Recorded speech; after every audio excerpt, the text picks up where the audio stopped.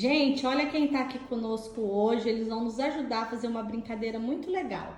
Essa daqui é minha filha mais nova. Qual o seu nome? Oi, eu sou a Larissa, eu tenho 4 anos. Muito bem. Oi, eu sou a Alice, eu tenho 7 anos. Beijinhos! Oi, eu sou o Guilherme, eu tenho 9 anos. Muito bem. Oi, eu sou o Samuel, eu tenho 9 anos também. Muito bem. O Samuel é nosso amigo, ele tá sempre aqui com a gente.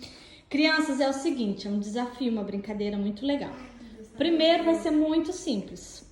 O desafio é andar em cima dessa linha sem tirar o pé, equilibrando até chegar lá. Vamos lá? Sim. Isso, com o pezinho dentro da linha. Lá primeiro. Vai lá, com o pezinho só dentro da linha, vai. Isso, muito bem, Lala. Ela tá conseguindo. Ótimo. Mais rápido, consegue mais rápido? Isso. Muito bem, Lala, tá indo rápido. Papai, você consegue marcar o tempo? Ótimo, parabéns. Fica aí dentro. Opa, Lilica, quase. Muito bem. Nossa, isso foi muito rápido. Ótimo. E agora Samu. Parabéns, vocês foram ótimos. Ótimos, foi difícil? Não. Muito fácil, né? Pois agora eu vou fazer ficar difícil, tá bom? Pera aí. Bom, passarinhos, podemos começar a segunda parte? Ok. Aqui dentro desse saco, tem um monte de balões que representam pecados. Então é o seguinte, ganha a brincadeira quem conseguir pegar mais balão, colocar no braço, no outro braço, no pescoço, no meio das pernas. Mas tem que andar e chegar lá naquele quadradinho em cima da linha. Já entendi o porquê dessa Não, então faz a aplicação depois. Então vamos lá, quem vai ser o primeiro? Lá. Pode ser. Então vai, Lilica, pega aí o máximo que você conseguir de pecado.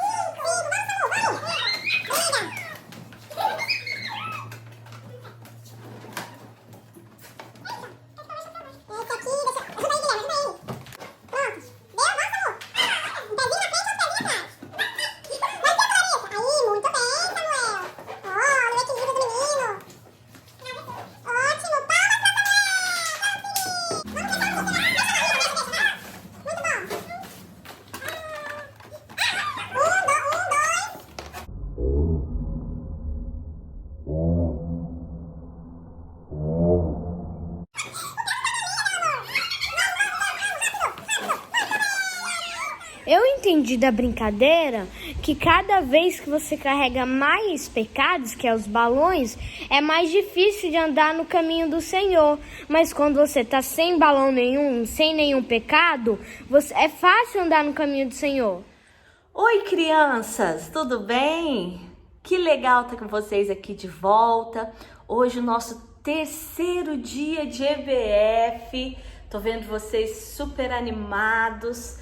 muito legal as atividades que vocês estão fazendo, cada desenho lindo, tô ficando, ó, de boca aberta, vocês são demais. Continuem firmes, não percam nada, assistam todos os vídeos da EBF, tenho certeza que vocês vão gostar. Todo mundo que está preparando os vídeos está fazendo com muito amor, com muito carinho para vocês, tá bom? E hoje nós vamos ouvir nesse vídeo a terceira história sobre o livro Sem Palavras. Pela minha camiseta você já adivinhou qual é a cor. Qual é? Vermelho, muito bem. Vamos ouvir a história da página vermelha. Só que antes de ir para a história, eu vou cantar para vocês uma musiquinha muito legal, que também é um resumo dessa história, tá bom? Mas eu não vou cantar sozinha. Tem 5 convidados aqui para cantar comigo. Vamos lá? Vou ensinar para vocês. Somos os coraçõezinhos, cada um de nós tem algo pra contar. Amarelo fala de Deus, e do grande amor que Ele tem por mim. Escuro é o pecado, sou um pecador e longe estou de Deus. Vermelho é o sangue, sangue que Jesus derramou por mim. Limpinho é nova vida, que o Senhor me deu quando recebi. Verde estou crescendo, quando leio a Bíblia e falo com Jesus. Gostaram? Muito legal, não é? Essa canção? Ah, eu gosto muito. Vamos para nossa história? Então, vocês já sabem, né? Hoje vamos falar sobre a página vermelha. Qual história está escondida dentro da página vermelha desse livro? Você faz alguma ideia? Gente, eu gosto muito da história desse livro Sem Palavras. Gosto mesmo. Mas a parte que eu mais gosto, a minha preferida, é essa que nós vamos ouvir hoje. Só que para a gente entrar dentro da história, a gente precisa lembrar um pouquinho o que nós já aprendemos das cores anteriores. Nós aprendemos no primeiro dia, estudando a página amarela, dourada, que Deus preparou um lugar perfeito para nós vivermos junto com Ele. Ele preparou lindas moradas, com ruas de ouro, para que nós pudéssemos morar junto com Ele, viver com Ele eternamente, desfrutando da sua presença. Mas tem uma coisa que não pode entrar lá no céu. Na verdade, algumas coisas não entram no céu. Nós conversamos no primeiro dia. Mas uma delas é a mais difícil para nós, é a mais difícil da gente se deixar para trás para poder entrar no céu. E essa coisa não entra no céu de jeito nenhum. Deus não permite, Deus não aceita. Ele não aceita de forma alguma, que é o pecado. O pecado é tudo que a gente faz, tudo que a gente pensa, tudo que a gente fala, que não glorifica a Deus, que não agrada ao coração de Deus. E nós vimos na aula anterior que o pecado entrou no mundo através do primeiro homem e a primeira mulher, que foram seduzidos por uma serpente que Satanás estava usando para fazê-los desobedecer a Deus, para enganá-los. E eles caíram na cilada, desobedeceram a Deus. Na última aula, a tia contou que Deus criou o homem para viver junto dele, em comunhão com ele. Deus queria estar assim, sempre pertinho, juntinho do homem. Mas, quando o homem pecou, ele fez uma separação. Ele afastou Deus da sua presença. Tá meio tortinho, peraí que eu vou arrumar. O pecado afastou o homem de Deus. Mas, oxe, tá caindo tudo aqui hoje. O pecado afastou o homem de Deus. E agora? Como que o homem vai se aproximar novamente de Deus? Nós estamos para sempre assim, longe do nosso Criador, afastados do nosso Criador. A Bíblia diz que todos pecaram e precisam da graça de Deus. Todos pecaram. Eu pequei, você pecou, todos nós nascemos no pecado. Então, nascemos separados de Deus. Foi quando Deus se sentiu tão triste vendo o homem separado dele, que ele criou então um plano para poder nos levar novamente para perto dele. A Bíblia nos diz que o preço do pecado é a morte. E não há perdão de pecado sem o derramamento de sangue. É a exigência de Deus. Deus é o autor da vida. Foi Ele quem criou a vida. Ele nos deu a vida. Ele criou o mundo. Ele criou todas as coisas. As regras são dele. E a regra dele é essa. Todos pecaram. Isso é um fato. E a regra é: o pagamento para o pecado é a morte.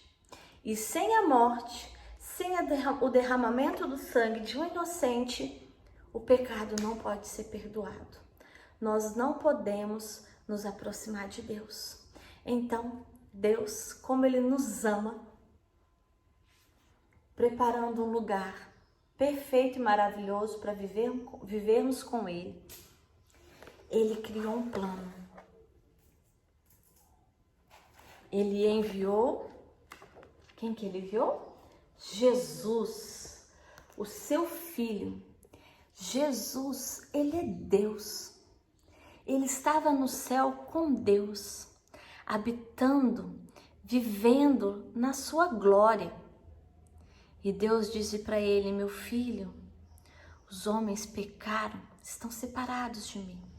E a única forma da gente poder ficar junto de novo é um inocente, é alguém pagando o preço do pecado deles. E o único que pode fazer isso é você. Porque você é o substituto perfeito para entregar sua vida, para resgatar os meus filhos que estão na terra. E Jesus esteve de acordo com Deus em seu plano.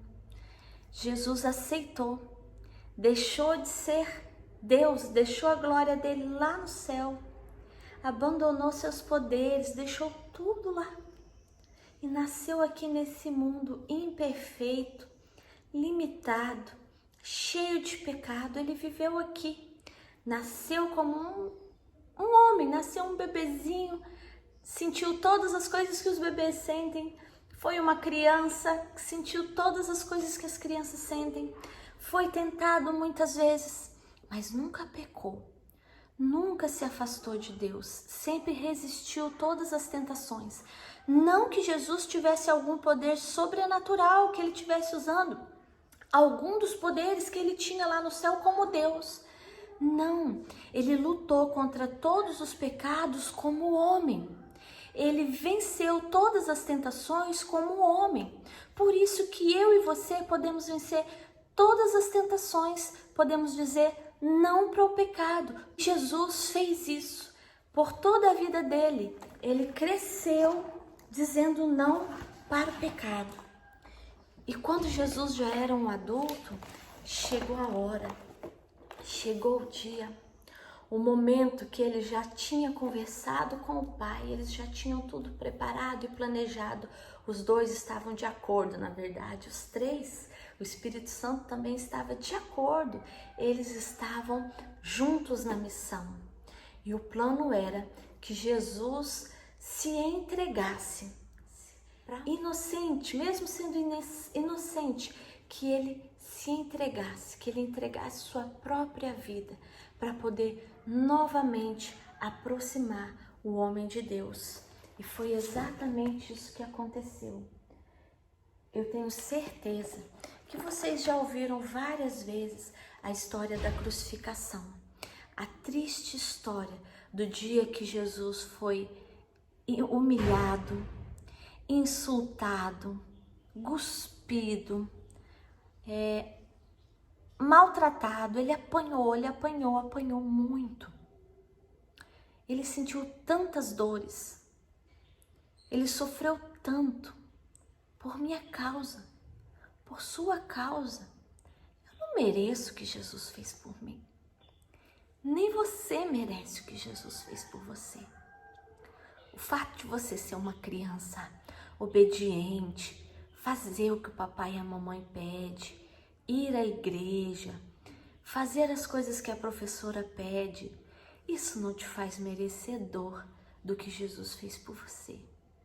O fato de eu viver aqui na África, longe da minha família, longe da minha igreja, num país distante, isso não me faz merecedora do sacrifício de um Deus, do que Ele passou por mim, do que Ele passou por você. Crianças, eu quero chamar a atenção de vocês agora. Tem muitas crianças, especialmente crianças que têm o papai e a mamãe, que já são crentes. Às vezes o vovô, a vovó. Tem muitas crianças que brincam com Deus, brincam com Jesus. Não dão valor ao sacrifício que Jesus fez por você. Se você tem feito isso, pare. O que Jesus suportou por você e por mim, nós não podemos imaginar. Não brinque com Jesus. No fato do seu pai, da sua mãe, do seu avô, da sua avó, dos seus irmãos serem crentes, não faz de você um crente. Não faz de você um filho de Deus. Você precisa crer. Você precisa se arrepender dos seus pecados.